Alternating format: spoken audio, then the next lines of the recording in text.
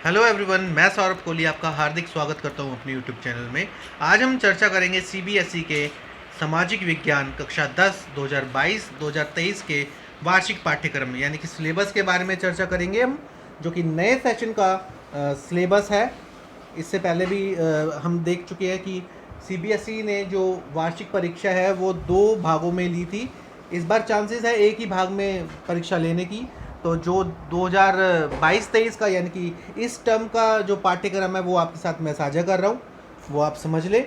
उससे पहले जो कोई भी हमारे चैनल के साथ नया जुड़ा हो, इस चैनल को सब्सक्राइब कर दे और बेल वाले बटन को जरूर प्रेस कर दे ताकि सारी नोटिफिकेशन आप तक जरूर मिल सके। चलिए शुरू करते हैं हम आज इसकी इस कड़ी को। तो विषय है सबसे पहले हिस्ट्री और भूगोल, लोकतांत्रिक राजनीति यानी कि सिविक्स, इकोनॉमिक्स, आर्थिक विकास की समझ। ये 4 सब्जेक्ट होते हैं एसएसटी में, जो सभी 2020 मार्क्स के कवर किए गए, यानी कि 80 मार्क्स कवर किया गया और 20 जो अंक दिए गए हैं अतिरिक्त मूल्यांकन के, यानी कि जो आपके फाइल वाइल आप बनाते हैं उसके दिए जाएंगे। तो ये टोटल यूँ करके 100 नंबर होते हैं। अब हम बात करें विषय वस्तु की, तो उपखंड 1.1 घटनाएं और प्रक्रिया में चैप्टर 1 है हिस्ट्री का, यूरोप में राष्ट्रवाद का उदय। ये आपका आएगा समकालीन विश्व, भारत एवं उससे पूछा जाएगा। हिस्ट्री की जो बुक है भारत एवं समकालीन विश्व, चैप्टर 1 यूरोप में राष्ट्रवाद का उदय। इसमें फोकस किस पर करना है आपको? फ्रांसीसी क्रांति और राष्ट्र का विचार, यूरोप में राष्ट्रवाद का निर्माण, क्रांतियों का युग 1830 से 1848 तक, जर्मनी और इटली का निर्माण, राष्ट्र की दृश्य कल्पना एवं राष्ट्रवाद एवं साम्राज्यवाद। तो ये विषय वस्तु दी गई है इस चैप्टर से, आपको इसको समझना है। और चैप्टर 2 भारत में राष्ट्रवाद, प्रथम विश्व युद्ध, खिलाफत आंदोलन और साथ ही साथ असहयोग आंदोलन के भीतर अलग अलग धाराएं, समझने अवज्ञा की ओर, सामूहिक अपनेपन का भाव, मानचित्र कार्य।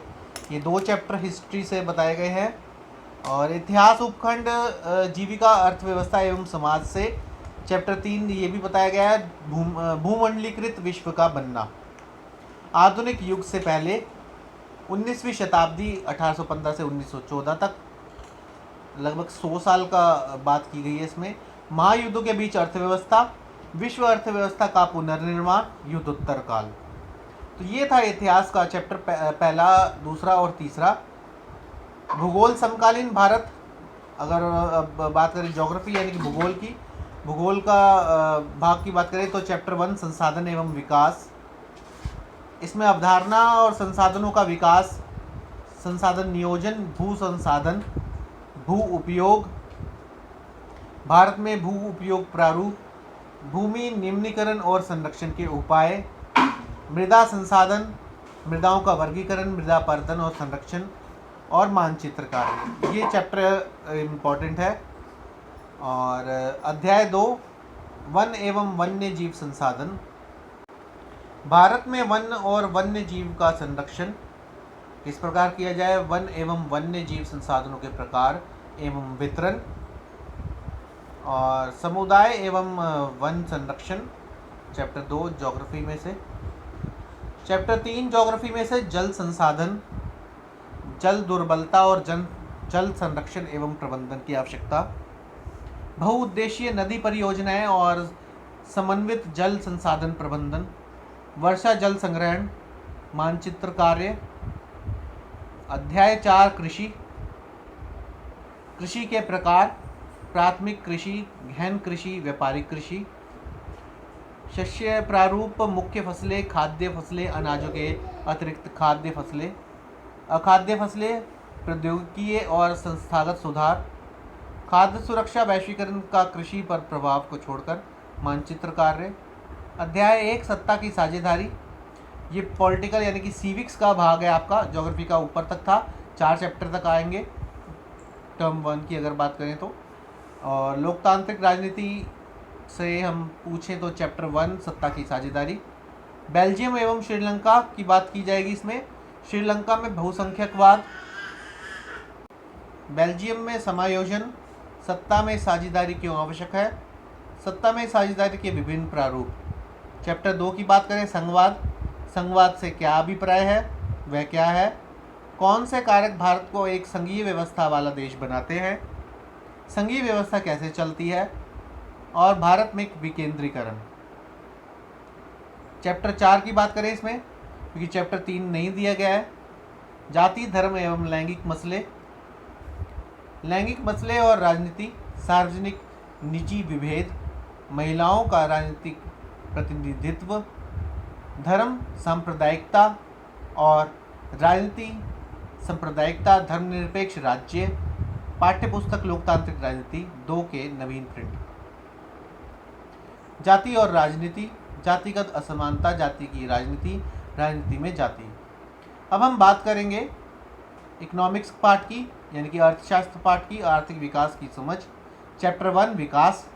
विकास क्या वादा करता है, विभिन्न व्यक्ति, विभिन्न लक्ष्य, आय और अन्य लक्ष्य, राष्ट्रीय विकास, विभिन्न देशों या राज्यों की तुलना कैसे की जाए, आय और अन्य मापदंड, सार्वजनिक सुविधाएं, विकास की धारणीयता।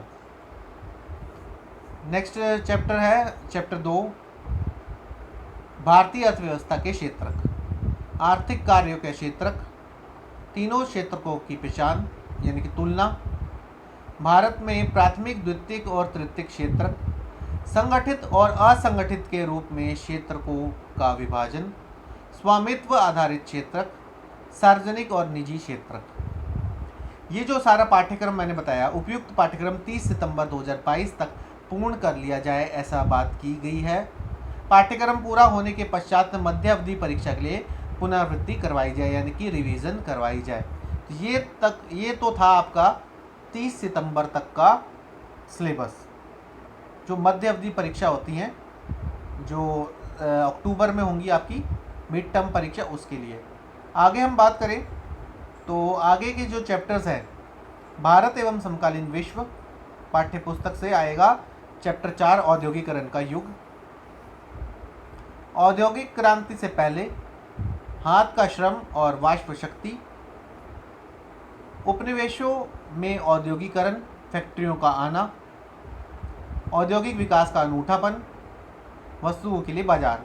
ये हिस्ट्री पार्ट से है चैप्टर 4, जो मिड टर्म के बाद से आपके पूछा जाएगा। इतिहास खंड 3 रोजाना की जिंदगी, संस्कृति और राजनीति, पाठ 5 मुद्रण, संस्कृति और आधुनिक दुनिया। शुरुआती छपी किताबें, यूरोप में मुद्रण का आना, मुद्रण क्रांति और उसका असर, पढ़ने का जुनून, 19वीं सदी, भारत का मुद्रण संसार, मुद्रण यानी कि बेटा प्रिंटिंग, धार्मिक सुधार और सार्वजनिक बहसें, प्रकाशन के नए रूप, प्रिंट और प्रतिबंध। अब भूगोल समकालीन भारत 2 से चैप्टर 5 खनिज तथा ऊर्जा संसाधन। खनिज क्या है, खनिज प्राप्ति के प्रकार, खनिज कहाँ प्राप्त होते हैं, लौह व अलोह खनिज, अधात्विक खनिज, चट्टानी खनिज, खनिजों का संरक्षण, ऊर्जा संसाधन के प्रकार, परंपरागत ऊर्जा संसाधन एवं गैर परंपरागत ऊर्जा संसाधन, ऊर्जा संसाधनों का संरक्षण, मानचित्र कार्य। चैप्टर 6 की बात करें, विनिर्माण उद्योग, विनिर्माण का महत्व, औद्योगिक अवस्थिति, उद्योग एवं बाजार के संबंध को छोड़कर कृषि आधारित उद्योग, सूती कपड़ा उद्योग, जूट उद्योग, चीनी उद्योग को छोड़कर खनिज आधारित उद्योग, लौह एवं अयस्क उद्योग, सीमेंट उद्योग को छोड़कर औद्योगिक प्रदूषण तथा पर्यावरण निम्नीकरण की रोकथाम, मानचित्र कार्य प्लस। अध्याय 7 राष्ट्रीय अर्थव्यवस्था की जीवन रेखाएं, स्थल परिवहन, रेल परिवहन, पाइपलाइन, जल परिवहन, प्रमुख पतन, वायु परिवहन, संचार सेवाएं, अंतर्राष्ट्रीय व्यापार, पर्यटन एक व्यापार के रूप में, मानचित्र कार्य। पॉलिटिकल साइंस यानी कि सिविक्स का भाग देखें तो राजनीतिक दल चैप्टर 6 राजनीतिक दलों की जरूरत क्यों है, कार्य क्या है इनकी, आवश्यकता क्यों है राजनीतिक दलों की, कितने राजनीतिक दल हैं, राष्ट्रीय दल क्या होते हैं, क्षेत्रीय दल क्या होते हैं, राजनीतिक दलों के लिए चुनौतियां क्या क्या है, दलों को कैसे सुधारा जा सकता है, ये सब पार्ट से पूछा जा सकता है। अध्याय 7 लोकतंत्र के परिणाम, लोकतंत्र के परिणामों का मूल्यांकन कैसे करें, उत्तरदायी, जिम्मेदार और वैध शासन, आर्थिक समृद्धि और विकास, असमानता और गरीबी में कमी, सामाजिक विविधताओं में सामंजस्य, नागरिकों की गरिमा और आज़ादी। और इकोनॉमिक वाले पार्ट यानी कि अर्थशास्त्र वाले भाग से देखें मिड टर्म के बाद से क्या आएगा। अध्याय 3 मुद्रा और साख। मुद्रा विनिमय और का माध्यम है, मुद्रा के आधुनिक रूप, बैंकों की ऋण संबंधी गतिविधि। साख की दो विभिन्न स्थितियां हैं, ऋण की शर्तें, भारत में औपचारिक क्षेत्र में साख, निर्धनों के लिए स्वयं सहायता समूह। चैप्टर 4 वैश्वीकरण और भारतीय अर्थव्यवस्था। अंतर्देशीय उत्पादन, विश्व भर के उत्पादन को एक दूसरे से जोड़ना। विदेश व्यापार और बाजारों का एकीकरण। वैश्वीकरण क्या है?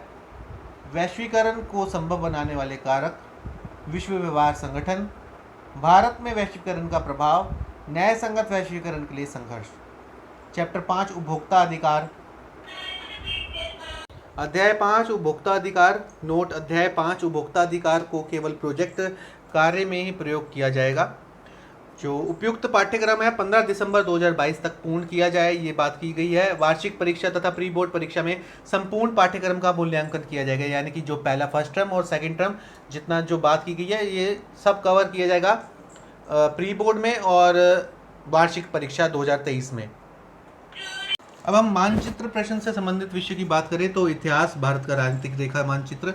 अध्याय 3 भारत में राष्ट्रवाद 1918 से 1930 केवल पहचानने और चिन्हित करने के लिए। भारतीय राष्ट्रीय कांग्रेस का अधिवेशन कलकत्ता, नागपुर, मद्रास, ये इम्पोर्टेंट है मैप के लिए। और भारतीय राष्ट्रीय आंदोलन के महत्वपूर्ण केंद्र असहयोग आंदोलन और सविनय अवज्ञा आंदोलन, जिसमें चंपारण, खेड़ा, अहमदाबाद, अमृतसर, चौरा चौरी और दांडी यात्रा महत्वपूर्ण है। भूगोल में मृदा के मुख्य प्रकार बांध, सलाल, भाखड़ा नांगल डैम, टिहरी, राणा प्रताप सागर, सरदार सरोवर, हीराकुड और नागार्जुन तथा तुंगभद्रा। और कृषि में चावल और गेहूं के मुख्य उत्पादक क्षेत्र, मुख्य उत्पादक राज्य गन्ना, चाय, कॉफ़ी, रबड़, कपास और पटसन।